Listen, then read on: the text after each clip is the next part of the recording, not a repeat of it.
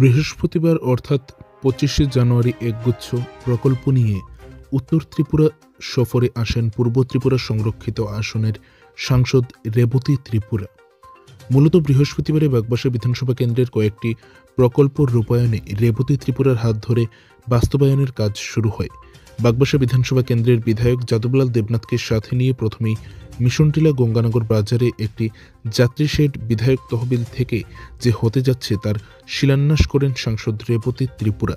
সেখান থেকে গোবিন্দপুর ইচাই জয়পুর গ্রামের গ্রাম পঞ্চায়েতের একটি রাস্তা ২০ থেকে ২৫ বছর যাবৎ কোনো কাজ হচ্ছে না। এই রাস্তার কাজের শুভ উদ্বোধন অনুষ্ঠানে বিধায়কের সাথে উপস্থিত ছিলেন সাংসদ রেবতী ত্রিপুরা। উল্লেখ্য, এই রাস্তার কাজটিও বিধায়কের উন্নয়ন তহবিল থেকে করানো হবে এবং রাস্তার কার্পেটিং মেটেলিং উভয়ই করা হবে। সেখান থেকে প্রত্যেকটা স্কুলের পরিকাঠামো এবং পঠন পাঠন কেমন চলছে তা পরিদর্শনে যান সাংসদ রেবতী ত্রিপুরা। স্কুলের সার্বিক জিনিস পরিদর্শন করে এবং কি কি প্রয়োজনীয়তা আছে সে বিষয়ে প্রধান শিক্ষক ও শিক্ষক মণ্ডলীর সাথে আলোচনার পর সেখান থেকে সোজা চলে যান কালাছড়াতে একটি অনুষ্ঠানে। মূলত ২০২৪-এর লোকসভা নির্বাচনকে সামনে রেখে কেন্দ্রীয় মন্ত্রী পরিষদের সিদ্ধান্ত অনুযায়ী সাংসদ রেবতী ত্রিপুরা নিজ সংসদীয় কেন্দ্র পরিদর্শন করছেন এবং ভারত সরকারের পক্ষ থেকে যেসব প্রকল্প রয়েছে সেগুলো রূপায়ণের চেষ্টা চালিয়ে যাচ্ছেন। পাশাপাশি সাধারণ মানুষের সাথে জনসংযোগ বজায় রেখে চলেছেন।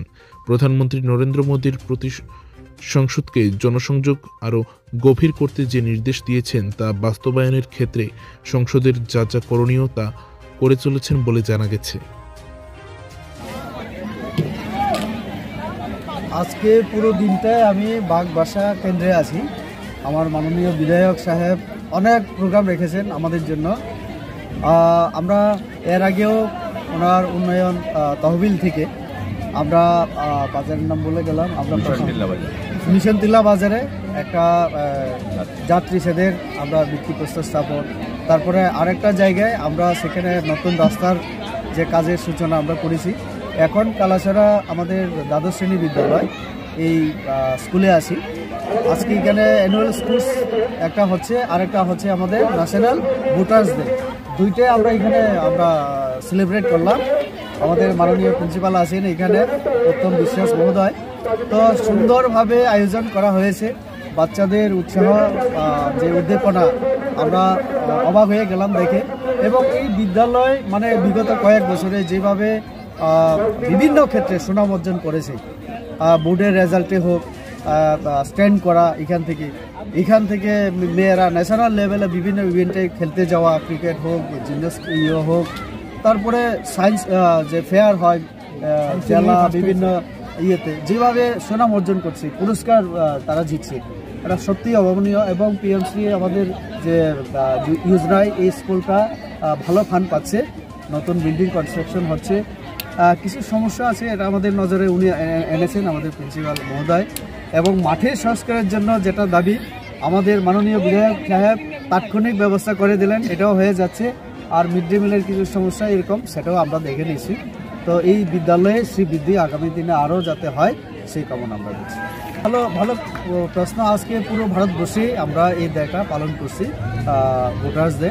কারণ যারা নতুন ভোটার লিস্টে তালিকায় অন্তর্ভুক্ত হয়, এটা তাদের জন্য খুবই গুরুত্বপূর্ণ। কারণ ভারত একটা গণতান্ত্রিক দেশ। আমরা জানি এখানে জনগণ ভোটাধিকার প্রয়োগ করে এবং সরকার গঠনে একটা ভূমিকা পালন করে। সরকার জনগণের প্রতি দায়বদ্ধশীল থাকে। এইভাবে আমাদের দেশটা চলে। যারা নতুন ভোটার্স তাদের জন্য এটা অত্যন্ত গুরুত্বপূর্ণ এই কারণে যে তারা সরকার নির্বাচনের ক্ষেত্রে সরাসরি অংশগ্রহণ করবে।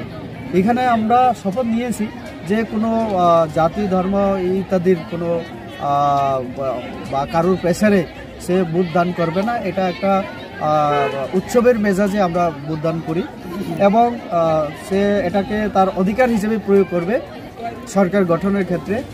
তো এটা নতুন ভোটার যারা, তাদের কাছে অত্যন্ত গুরুত্বপূর্ণ। কারণ তাদের ধারায় আগামী দিনে আমরা যারা জনপ্রতিনিধি হই, এই এলাকার জন্য, রাজ্যের জন্য, দেশের জন্য আমাদের যে কাজ করা, আমাদের যে কর্তব্য, এরকম ভালো মানুষকে প্রতিনিধিত্ব নির্বাচন করা, এটা তাদের হাতে, জনগণের হাতে থাকে। তো কাজে এই জন্য এই জিনিসটা আরও বেশি করে বোঝানো, মানুষের কাছে নিয়ে যাওয়া, সচেতনতা বৃদ্ধি করা যে ভোটাধিকার যেটা, এটা কি এবং কেন দরকার আমার ভোট প্রদান করা। সব বুথে ইলেকশনে যাতে অংশগ্রহণ করে আমরা শপথে সেটা গ্রহণ করেছি। কেন আমরা করব? কারণ প্রত্যেকটি নির্বাচনে, সেটা লোকাল বডি হোক, সেটা বিধানসভা হোক বা লোকসভা হোক, তার গুরুত্ব অপরিসীম। কারণ আমার পঞ্চায়েতের যিনি প্রধান হবেন, ভালো লোককে নির্বাচন করা, এবং আমার বিধায়ক যেভাবে অ্যাক্টিভ, যেভাবে আমাদের প্রধানরা অ্যাক্টিভ, এটাকে আরও অ্যাক্টিভ করার জন্য। কারণ কম্পিটিশন যাতে হয়, যে জনগণের মন জয় করা। আমরা যারা প্রতিনিধি হই, তো মন জয় করতে গেলে কাজ করতে হবে, অ্যাক্টিভ থাকতে হবে, মানুষের কাছে দায়বদ্ধ থাকতে হবে। তো এই জন্য এই জিনিসগুলিকে মানুষের মধ্যে নিয়ে যাওয়া সচেতনতা, তার জন্যই ন্যাশনাল ভোটার্স ডে আমরা পালন করি। আমাদের গণতন্ত্রের